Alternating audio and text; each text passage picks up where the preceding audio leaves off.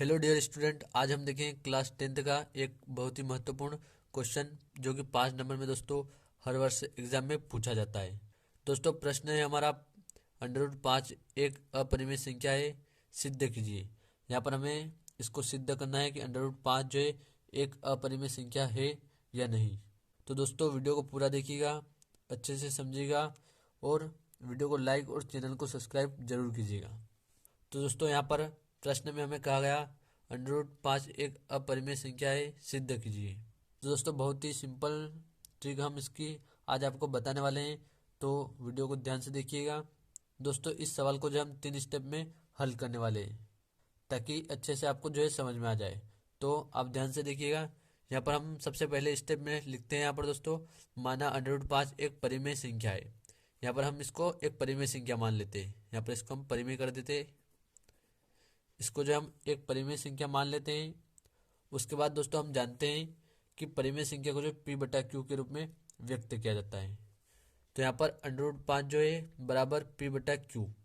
और दोस्तों यहाँ पर ब्रैकेट के अंदर हम लिखेंगे जहाँ P और Q एक सह-अभाज्य संख्या है तथा Q बराबर 0 नहीं है।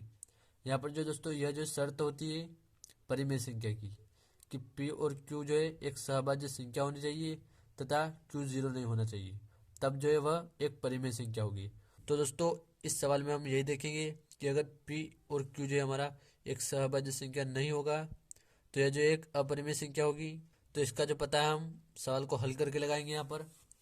तो यहाँ पर हम लिख लेते हैं √5 बराबर P/Q। उसके बाद यहाँ पर हम Q को जो है दोस्तों बराबर से इधर ले आएंगे, तो यह जो है 5 के गुणे में हो जाएगा। तो यहाँ पर हमें प्राप्त होगा √5 Q बराबर P।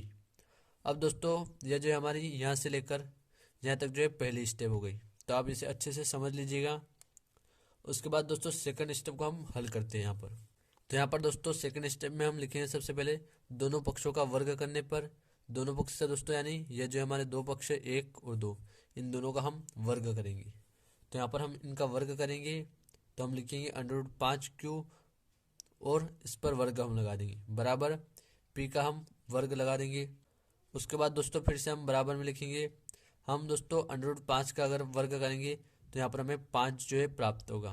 उसके बाद Q का हम वर्ग करेंगे तो Q² हमें प्राप्त होगा और बराबर P का वर्ग करेंगे P वर्ग हमें जो है प्राप्त होगा। उसके बाद दोस्तों यहाँ पर आगे हम देखते हैं, यहाँ पर जो हमारे पास 5 है इसको हम बराबर से इधर भेजेंगे तो यह जो है P² के बटे में जो है चला जाएगा। तो यहाँ हम लिखेंगे Q² बराबर P²/5।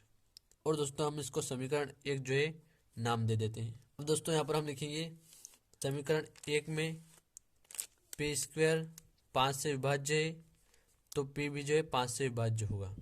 यहाँ पर समीकरण 1 में P² जो है 5 से विभाज्य है, यानी इसमें हम भाग दे सकते हैं 5 से। तो दोस्तों केवल P में भी हम 5 से भाग दे सकते हैं, तो यहाँ पर हम इसको लिख लेते हैं इतना। उसके बाद पुनः समीकरण 1 में P बराबर 5 से रखने पर, यानी जो समीकरण 1 है इसमें हम P के स्थान पर 5 से जो है रखेंगे और इसको जो है आगे हम हल करेंगे। तो दोस्तों यहाँ पर जो है हमारी पहले दूसरी स्टेप जो है ख़त्म हो जाती है। यहाँ से लेकर यहाँ तक हमारी दूसरी स्टेप रहेगी। उसके बाद यहाँ से जो है हमारी तीसरी स्टेप जो है शुरू हो जाएगी। तो उम्मीद करता हूँ आपको 2 स्टेप जो है अच्छे से समझ में आई गई होगी। अब हम देखते हैं तीसरी स्टेप। तो दोस्तों तीसरी स्टेप में सबसे पहले हम समीकरण 1 में जो है P के स्थान पर 5 से रख देंगे। तो यहाँ पर हम लिखेंगे Q² बराबर P²/5। यह जो है हमारा समीकरण 1 है, इसमें हम Q² बराबर P² के स्थान पर 5 से जो है रखेंगे। फिर उसके बटे में 5 को जो है दोस्तों हम जो का त्यों लिख देंगे। फिर बराबर Q² बराबर 5 का हम वर्ग करेंगे दोस्तों तो हमें 25 प्राप्त होगा और C का हम वर्ग करेंगे तो हमें C² जो है प्राप्त होगा और 5 को हम जो का त्यों जो है लिख देते हैं। उसके बाद यहाँ पर हम 5 से जो है दोस्तों 25 को काट सकते हैं 5 बार, तो हम इसको जो है काट देंगे। तो यहाँ पर हमें प्राप्त होगा Q² बराबर 5C², ये जो हमें प्राप्त होगा। उसके बाद दोस्तों हम 5 जो है C² के गुणे में है तो इसको हम बराबर से इधर भेजेंगे तो यह जो है Q² के बटे में चला जाएगा। तो यहाँ पर हमें प्राप्त हो जाएगा C² बराबर Q² बटा 5। अब दोस्तों इसे जो हम समीकरण 2 नाम दे देते हैं।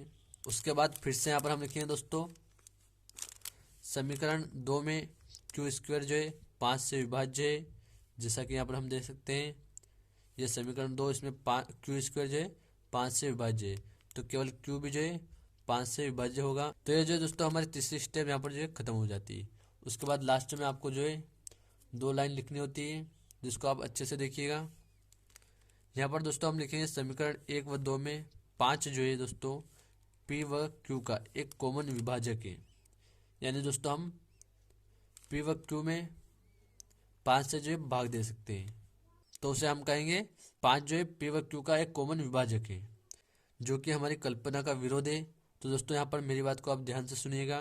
तो दोस्तों जैसा कि हमने शुरू में देखा था, किसी भी संख्या को परिमेय होने के लिए सहअभाज्य होना जरूरी है। तो यहाँ पर जो है दोस्तों पी और क्यू जो है दोनों सहअभाज्य संख्या नहीं है। अगर दोस्तों यह दोनों सहअभाज्य संख्या होती तो यहाँ पर 5 जो है इनका एक कॉमन गुणांक होता, विभाजक नहीं दोस्तों गुणांक होता। अगर गुणांक होता दोस्तों तो यह जो है एक परिमेय संख्या होती, लेकिन यहाँ पर जो है 5 पी व क्यू का एक कॉमन विभाजक है, इसलिए यह जो है एक अपरिमेय संख्या होगी। इसलिए दोस्तों यह जो है हमने जो कल्पना की थी शुरू में उसका विरोध है। तो यहाँ पर हम लिखेंगे जो कि हमारी कल्पना का विरोध है, और दोस्तों अंत में हम लिखेंगे अतः √5 एक अपरिमेय संख्या है। यह जो दोस्तों हमने इसको सिद्ध कर दिया है। तो दोस्तों उम्मीद करता हूँ आपको तीनों स्टेप जो है अच्छे से समझ में आई गई होगी और सवाल आपको अच्छे से हल करना जो है आ गया होगा। दोस्तों आपको जो है सवाल आना बहुत ही जरूरी है, क्योंकि 5 नंबर में दोस्तों हर वर्ष जो है पूछा जाता है, और इस वर्ष से भी जो है दोस्तों इसको पूछा जाएगा। तो आप इसे एक बार और देख लीजिए और अच्छे से कंफर्म जो है कर लीजिए। धन्यवाद दोस्तों।